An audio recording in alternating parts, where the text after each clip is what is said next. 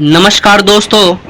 आपने पिछली बार सीईटी का एग्ज़ाम दिया था या नहीं दिया था, पर इस बार आपने या फिर आपके नंबर कम आए थे, पर इस बार आपको सीईटी देना है और आपको गंभीरता से तैयारी करनी है।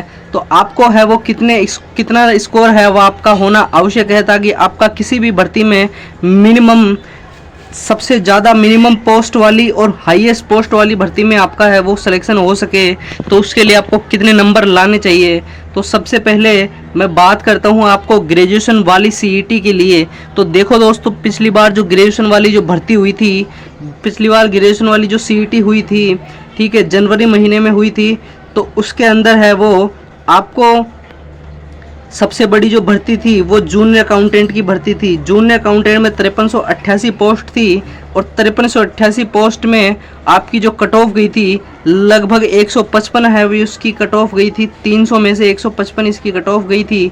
और आपको पता है 5388 इतनी बड़ी वैकेंसी है कि बहुत विरले ही इतनी बड़ी वैकेंसी देखने को मिल सकती है। आपको 200, 500, 1000, 2000, 3000 इतनी भर्ती है वो देखने को मिलेगी। इसका मतलब अगर आपके 50% बन रहे हैं, 155 से भी कम बन रहे हैं, मैं कहूँगा कि 160 से भी कम बन रहे हैं, तो इस चीज़ का तो कोई औचित्य है ही नहीं। अगर आप इस तरीके से तैयारी कर रहे हैं कि आपके 160 के समथिंग नंबर आ रहे हैं 300 में से, तो फिर उस तैयारी का कोई मतलब नहीं है। आपका किसी भी भर्ती के 15 गुना में आपका सिलेक्शन नहीं होने वाला है दोस्तों, ठीक है। तो अपन बात करते हैं। देखो, आप जूनियर अकाउंटेंट की कट ऑफ है, इसके अंदर देख सकते हो। जनरल की कट ऑफ 154 थी, ईडब्ल्यूएस की भी 154, इस सब की 154 लगभग, ठीक है, लगभग 154 55 के आसपास आपकी कट ऑफ जाने वाली गई थी। और टीएसपी के अंदर 147। मैं बात करता हूँ 12th लेवल सीईटी की। नंबर कितने चाहिए मैं भी आपको बता दूंगा दोस्तों। 12th लेवल सीईटी है, इसकी है जो 12th लेवल सीईटी की जो भर्ती थी वो उसके अंदर सबसे बड़ी जो भर्ती थी वो भर्ती थी आपकी एलडीसी भर्ती। और एलडीसी भर्ती के अंदर जो पोस्ट थी आपकी वो थी 4197 पोस्ट।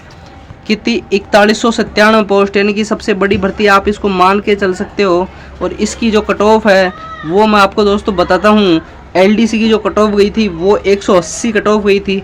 अब आप देखो कि 180 181 राउंड फिगर में, तो 181 अगर आपके 300 में से नंबर हैं तो आपका एलडीसी के लिए 15 गुना में चयन हुआ था, जब 4197 में है जो पोस्ट थी। तो आप खुद ही अंदाज़ा लगा सकते हो कि 12th लेवल में आपको कितने नंबर चाहिए होते हैं। इसके अलावा मैं जब इतनी वैकेंसी आती है तो उस हिसाब से बता रहा हूँ। जब इतनी वैकेंसी आती है किसी भी पोस्ट में, तो आपको ग्रेजुएशन लेवल में कम से कम 180, कम से कम 180 प्लस आपको नंबर होने आवश्यक है। क्योंकि इस बार अगर पेपर वैसा ही हुआ, उसी तरीके का लेवल इसके अंदर आया और इस तरीके की वैकेंसी इतने नंबर पे आई, तो 180 प्लस ग्रेजुएशन वाले की बता रहा हूँ, जहाँ पर 155 कट ऑफ है वो उस जूनियर अकाउंटेंट की गई थी, वहाँ पर 180। क्योंकि इस बार कंपटीशन है बहुत तगड़ा होने वाला है सीईटी के अंदर। सभी बच्चे जाग चुके हैं, क्योंकि पिछली बार लोगों ने हल्के में ले लिया था, इस बार अच्छे से तैयारी भी कर रहे हैं और नंबर ऑफ स्टूडेंट्स भी बहुत ज़्यादा है। तो 180 प्लस अगर आपके 12th लेवल में आ रहे हैं पिछले पेपर के हिसाब से, तो आप अच्छे स्कोर में हैं जब इतनी भर्ती आती है। और ग्रेजुएशन और 12th लेवल की बात करूँ मैं, सॉरी ये ग्रेजुएशन लेवल का था, और 12th लेवल की बात करूँ तो आपके 200 प्लस जहाँ पर कट ऑफ इतनी वैकेंसी के अंदर 180.83 जा रही है, वहाँ पर आपको 200 प्लस नंबर होना आवश्यक है। जब 4197 जैसी बड़ी भर्ती हो और पिछले पेपर के जैसा लेवल हो, तो आपके 200 प्लस नंबर होने चाहिए। अगर इनसे कम नंबर आ रहे हैं तो किसी भी बड़ी भर्ती में अगर मुश्किलें ही आती है, अगर मुश्किल से ही कोई बड़ी भर्ती आती है, तो उस भर्ती से आप वंचित हो जाओगे। और हाँ, छोटी छोटी भर्तियां हैं जिसके अंदर 200 पोस्ट है, 150 पोस्ट है, ठीक है, 500 पोस्ट है, 1000 पोस्ट है, उनमें तो वैसे भी इस नंबर पर सिलेक्शन नहीं होने वाला है। क्योंकि मैं आपको अगला आंकड़ा बताता हूँ। देखो दोस्तों, हॉस्टल वार्डन 12th लेवल का था, 220 इसकी कट ऑफ गई थी। मैं कितनी बता रहा था आपको, 200 प्लस आपका नंबर होना आवश्यक है जब आपकी बड़ी वैकेंसी आपको देखने को मिलती है 12th लेवल सीईटी के अंदर। अब यहाँ पर अगर छोटी छोटी वैकेंसी आपको देखने को मिलती है तो यहाँ पर 220 जा रही है। इसका मतलब आपको जो टारगेट है पिछले पेपर के हिसाब से वो 250 प्लस का होना चाहिए, कि आप कोशिश करें कि 250 प्लस 240 और 250 के आसपास आपके नंबर हैं वो 12th लेवल सीईटी में पिछले पेपर के हिसाब से है वो दिखने चाहिए। और 11 और ग्रेजुएशन लेवल सीईटी की मैं बात करूँ तो यहाँ पर हॉस्टल वार्डन कट ऑफ 203 गई थी, तो यहाँ पर भी आप मोटा मोटी अंदाज़ा लगा सकते हो कि पिछला पेपर हुआ था उसके हिसाब से आपकी जो कट ऑफ है वो आपको 220 प्लस मान के चल सकते हो कि आपके यहाँ पर 220 प्लस है वो नंबर होने चाहिए।